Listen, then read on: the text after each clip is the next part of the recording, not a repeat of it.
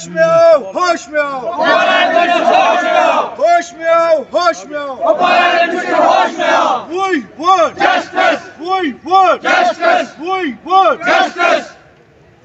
आवाज दो, आवाज दो, We want Justice. We want Justice. We want Justice. We want Justice. We want Justice. We want Justice. Allahu Akbar. Nara Risalat. Ya Rasulullah. We want Justice. We want Justice. We want Justice. District Kupwara के नंबरदार आए हुए यहाँ पे district Kupwara के नंबरदार इसलिए आए ताकि इनको कोर्ट में वायलेशन हो रही है। कोर्ट ने इनको ऑर्डर दिया था जो डिस्ट्रिक्ट एडमिनिस्ट्रेशन वायलेट कर रही है। ये इसलिए हो रहा है, देखिए नंबरदार एक्ट के तहत ये सब नंबरदार अभी तक रहने चाहिए थे, लेकिन ये है नहीं वहाँ पे, क्योंकि जो इनको रिक्रूटमेंट की हुई है हम आपको बता सकते हैं, they have been recruited, newly recruited, तो वो होना नहीं चाहिए था। मैं आपको बता दूंगा, फॉर एग्जांपल एक विलेज में एक नंबरदार होता है, लेकिन इनके विलेज में दो नंबरदार है। एक तो ये खुद है जो ऑलरेडी है, इनको टर्मिनेट भी नहीं किया आज तक, लेकिन ऊपर से नए रिक्रूटमेंट हो गई है। और उसके बाद इनके जो 1972 का एक्ट है, नंबरदार एक्ट SRO 12 जो 2017 में 412 निकाला गया था, उसको स्टे लाया था इन्होंने। उसमें लिखा गया था कि इनको 5 साल देंगे और 6 महीने के बाद उसका ये हो जाएगा, लेकिन उसके बाद उसके बरक्स जो नंबरदार है उन्होंने कोर्ट में जाके स्टे लाया, और उसके बाद अभी भी ये बरकरार नंबरदार है।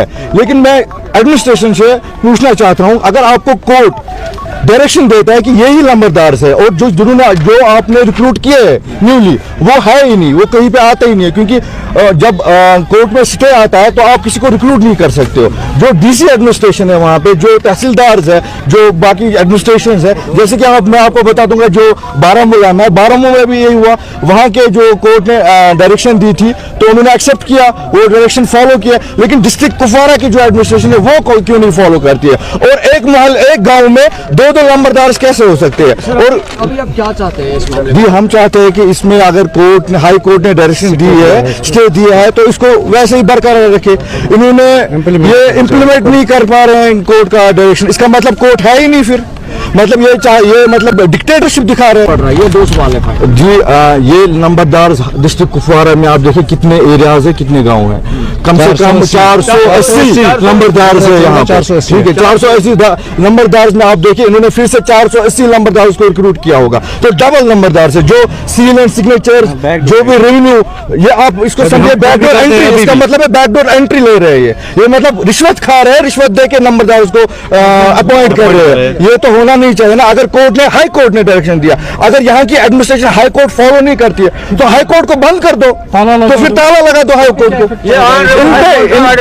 जी हमें बात करनी चाहिए। जो इनसे ये इफेक्ट पड़ता है कि ये जो विलेज में काम करना होता है वो ये बरकरार नहीं कर पा रहे, वो इनको काम करने नहीं दिया जाए। इनके पास भी सील एंड सिग्नेचर है। अगर आपको इनको टर्मिनेट करना था तो आप इनको टर्मिनेशन लेटर देते, री-इलेक्शन करते, री-इलेक्शन के बाद जो कॉन्स्टिट्यूशन में है नंबरदार को री-इलेक्ट करना पड़ता है, नंबरदार के साथ जो वादा किया है वो वादा बरकरार रखना है। ऐसे थोड़ी ना रिक्रूटमेंट हो सकती है, ये तो कोर्ट ऑर्डर है। मोहम्मद यूसुफ पायर, डिस्ट्रिक्ट प्रेसिडेंट नंबरदार एसोसिएशन कुपवारा, नंबरदार चौकीदार एसोसिएशन। हम काम करते हैं, करते रहे, क्योंकि हमें हाई कोर्ट ने ऑर्डर दिया है कि आप हाई कोर्ट भी वायलेट कर रहे हैं। आप देखिए डिस्ट्रिक्ट एडमिनिस्ट्रेशन क्या है, डीसी साहबा क्या है, इनकी बात नहीं सुन रही है, इनको वहां से भगाते हैं इनको। आप देखिए बुजुर्ग लोग हैं, इनको 30-40 साल हुए काम करते हुए, अब इनको निकाला गया।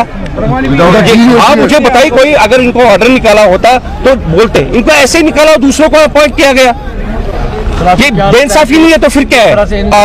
हम एलजी साहब से रिक्वेस्ट करना चाहेंगे कि इसमें इंटरफेयर करें और जल्द से जल्द जो इन्होंने जो नंबरदार से अपॉइंट किए हैं उनको वो निकालें और इनको कंटिन्यू